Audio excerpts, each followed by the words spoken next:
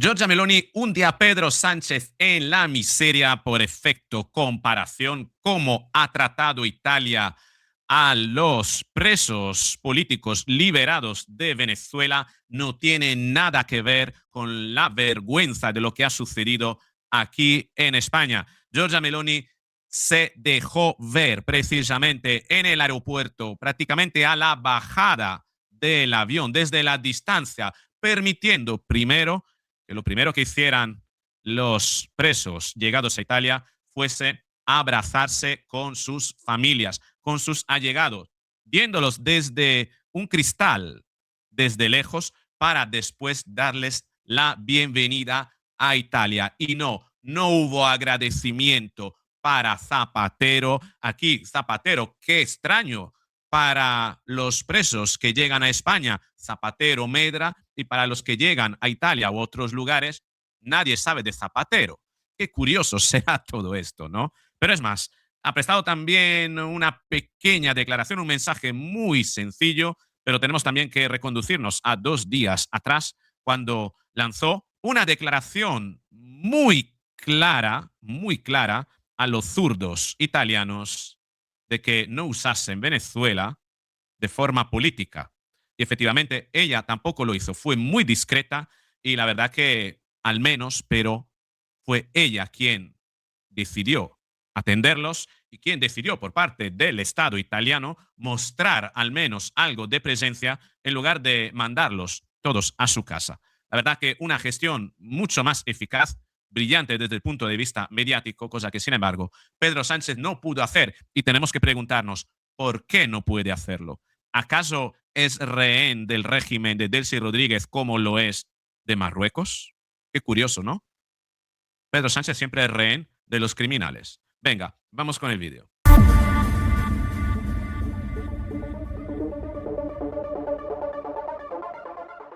Así es, estas son las imágenes. Bajan del avión los presos. Esta que podría parecerse a Giorgia Meloni por el pelo y porque Giorgia Meloni ya también iba de claro ese día, no es ella, es un familiar.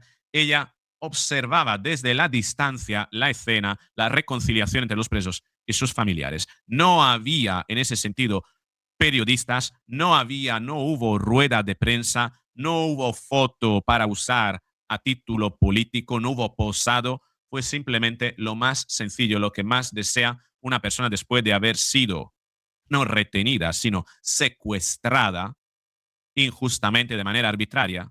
Estas son las imágenes.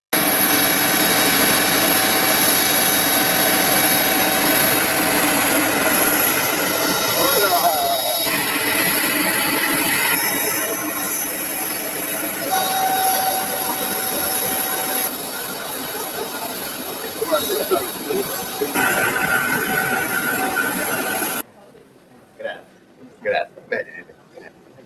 Sì, Ciao mamma. sì, È stato l'altro pensiero, lo sai. grazie davvero, grazie. Stai scherzando? Grazie. Ministro Tajani, come stai? Bene, Bene, bene. ragazzi. Adesso torno da casa. Signora, piacere. I casi. Vale, perché avete del tempo da recuperare. Grazie ancora. Grazie. Grazie ancora, signore.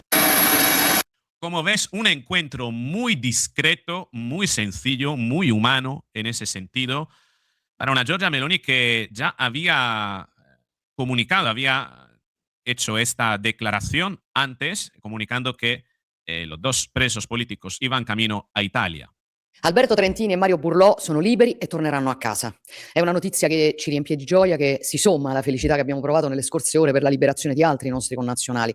Trentini e Burlò riabbracceranno presto le loro famiglie che in questi mesi hanno sofferto molto, a cui ovviamente vogliamo rinnovare il nostro affetto. Questo risultato è il frutto del lavoro discreto, ma efficace, portato avanti in questi mesi non solo dal governo, ma dalla rete diplomatica, dall'intelligence.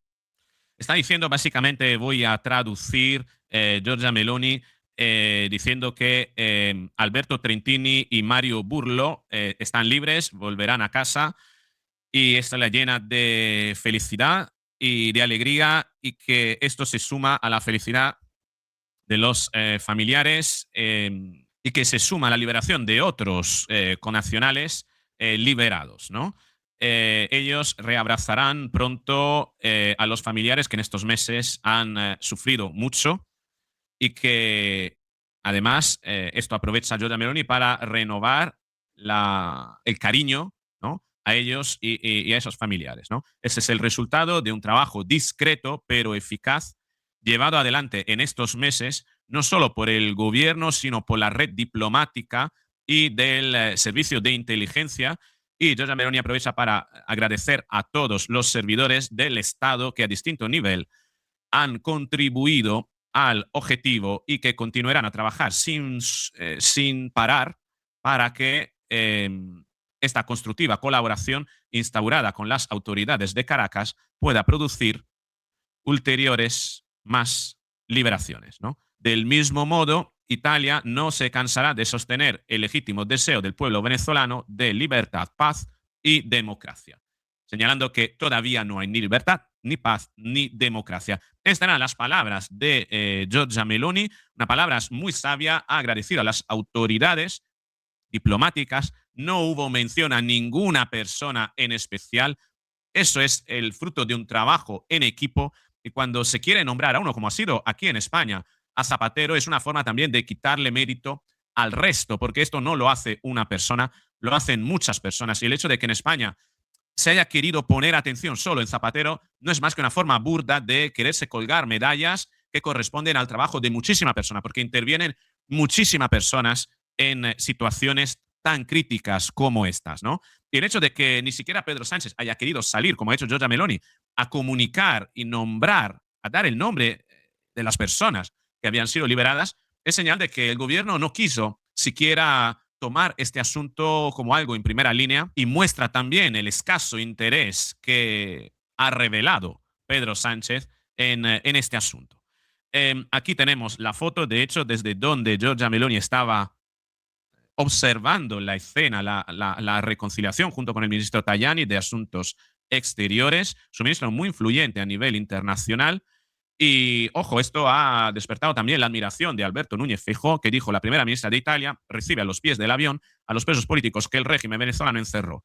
Lejos de la dictadura, al lado de quienes la sufrieron, es así como se hace. En España el gobierno trabaja de tú a tú con los secuaces de Maduro y no con los liberados. Tremendo, ¿no? Por otro lado, María Corina Machado y Edmundo González constituyen una oficina, como casi una cancillería del gobierno, del proyecto de gobierno que aspiran a montar en un futuro, y dicen comunicados sobre los presos políticos a 5 días de anunciarse oficialmente la liberación masiva de presos políticos. Nada permite afirmar que dicha medida se esté llevando a cabo en los términos anunciados. La cifra de 116 carcelados difundida por el régimen el lunes 12 de enero no se corresponde con la realidad. Para el mediodía del martes 13 de enero, las organizaciones de derechos humanos solo han podido verificar la excarcelación de 56 personas. Esto representa menos del 5% del total de más de 1.000 seres humanos que permanecen injustamente privados de libertad por razones políticas. Los excarcelados siguen casi siempre sometidos a medidas cautelares abusivas. No se han publicado listas de las personas que serían liberadas. No se ha notificado a los familiares de los presos sobre el proceso de excarcelación. Cientos de ellos permanecen en vigilia, acompañados frente a los centros de reclusión, esperando noticias al respecto, gastando el dinero que no tienen y poniendo su propia salud en riesgo.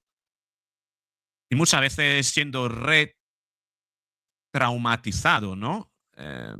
Revictimizados en ese sentido, porque muchos de ellos, después de horas y horas de espera, se darán cuenta de que sus familiares ya no están, que murieron hace tiempo y ni siquiera les habían comunicado su fallecimiento. Sucederá esto también, es horrible todo esto.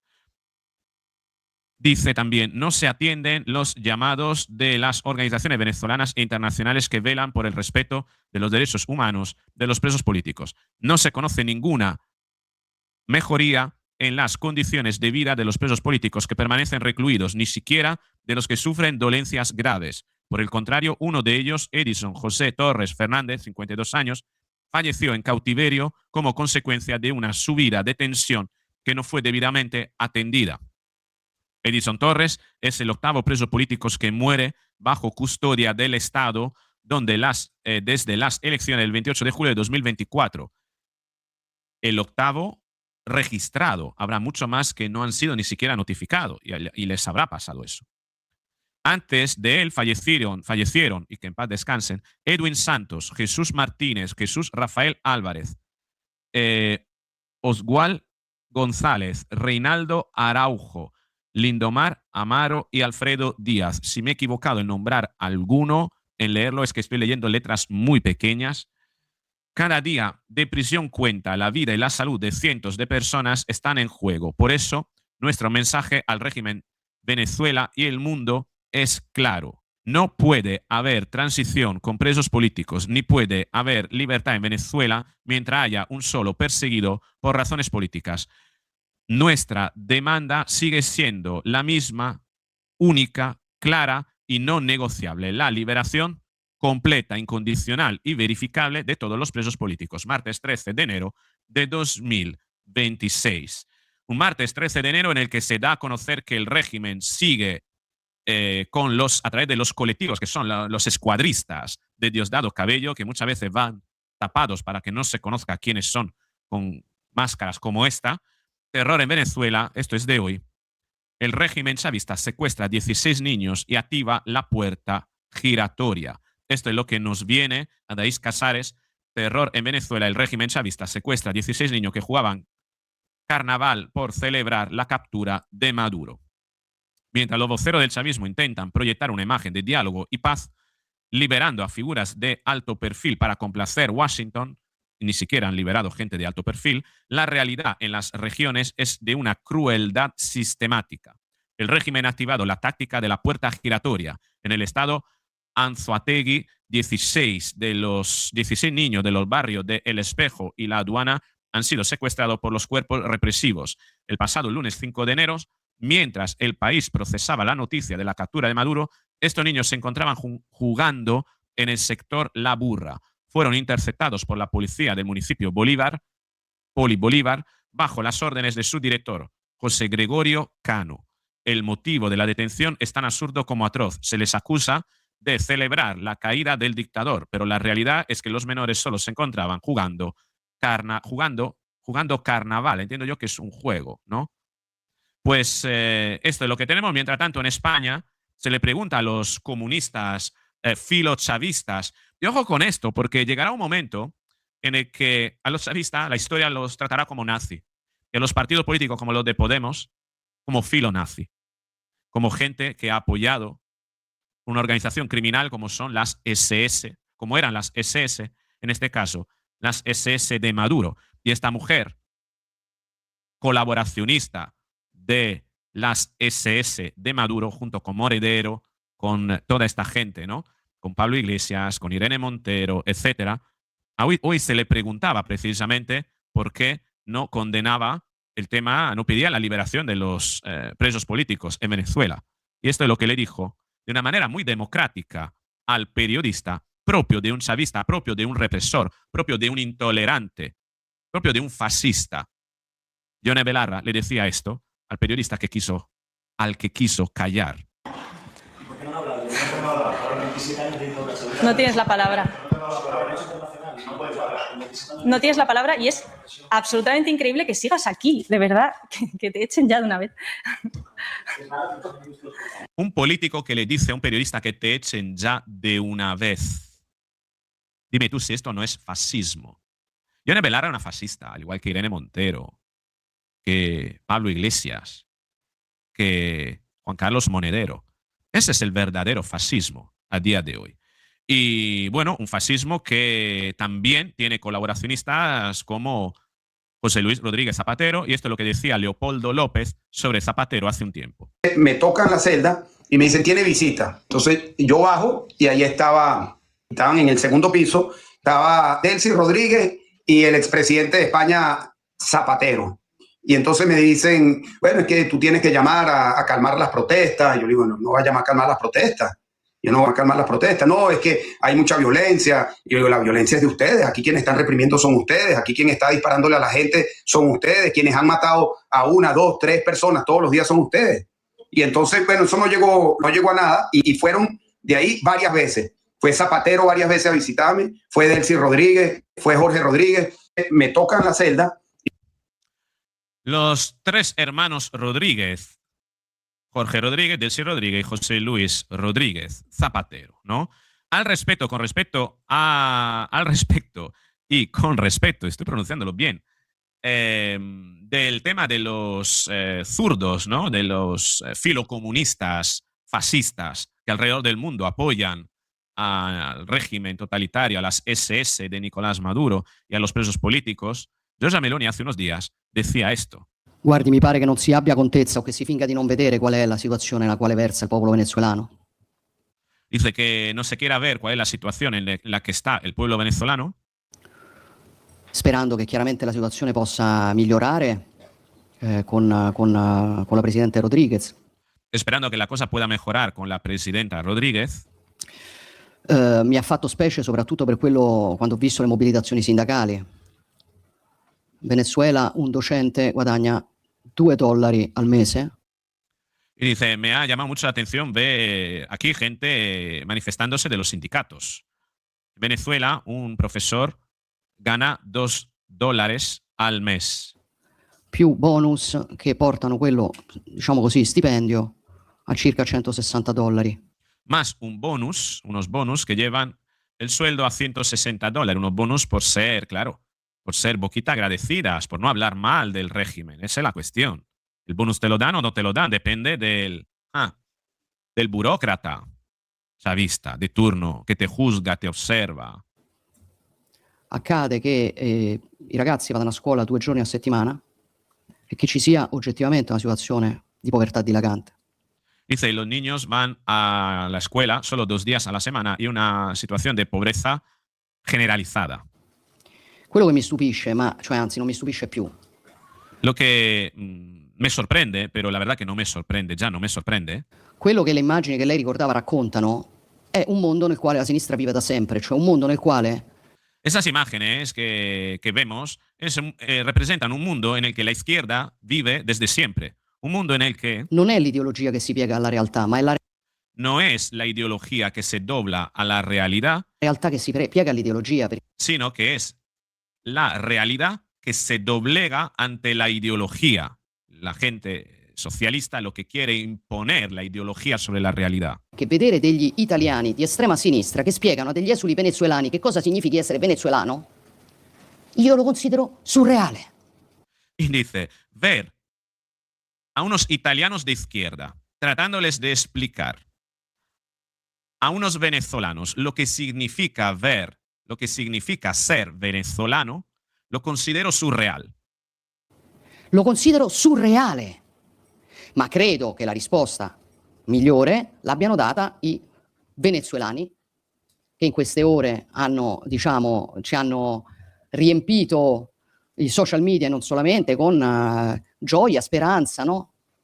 Dice, y creo que la respuesta mejor la han dado los mismos venezolanos, llenando las redes sociales de alegría y esperanza. Increíble esto de Giorgia Meloni, que dice que no puede ser, que es surreal que tenga que haber italianos de izquierda que le explican, le hacen un Venezuela's planning, ¿no? Le explican a los venezolanos lo que significa ser venezolano. Es terrible, es prácticamente el sumum de la altanería, ¿no? De la soberbia moral en la que la izquierda suele instaurarse, ¿no? Y por soberbia moral tenemos también el ministro de Justicia hoy, que anunciaba que precisamente, tal como Venezuela hace unos años, España va camino a venezuelarizarse a través de una medida que es que se obligará a todos los creadores de contenido de los medios de comunicación a el derecho a la rectificación de sus lectores cuando los lectores consideran que lo que están diciendo es difundir un bulo o desinformar. Y ojo, porque esta es una agenda progresiva que está llevando a cabo el gobierno, que hace 2 años, tan solo 2 años, hablaba de que las personas, los influencers implicados a los que afectaría esta medida iban a ser los influencers con más de 2 millones de seguidores. Eso en 2024. En 2025 bajaron a influencers con más de 1 millón de seguidores. Pero hoy, adivina qué han hecho. Esto lo decía Bolaños. Las novedades que tiene esta nueva ley, este nuevo proyecto de ley del derecho a la rectificación. En primer lugar, se puede rectificar y, por tanto, incluye en su objeto no solo las informaciones difundidas por medios de comunicación, digamos, tradicionales, tanto en el ámbito digital como en cualquier otro ámbito, sino que también se podrá rectificar aquellas informaciones que se publiquen en plataformas en línea o en redes sociales, para aquellos usuarios que la ley define como de especial relevancia, que son aquellos que tienen más de 100.000 seguidores en una red social o más de 200.000 seguidores, sumando todas las redes sociales de esa persona. Fíjate cómo el régimen sanchista acelera su agenda prochavista, su agenda fascista, por tanto, pasando en 2 años de poner la atención a los creadores de contenidos de más de 2 millones, a los de 1 millón y ahora a los de 100.000, entre los que yo también me incluyo esta vez. ¿Qué significa esto? Que cualquiera de nosotros que alguien podría considerar que está desinformando tendrá la obligación de rectificar, pero claro, yo me hago una pregunta. ¿Qué significa desinformar? Porque, por ejemplo, yo no soy periodista, yo no doy noticias, yo comento noticias, especulo, saco conclusiones y formulo hipótesis.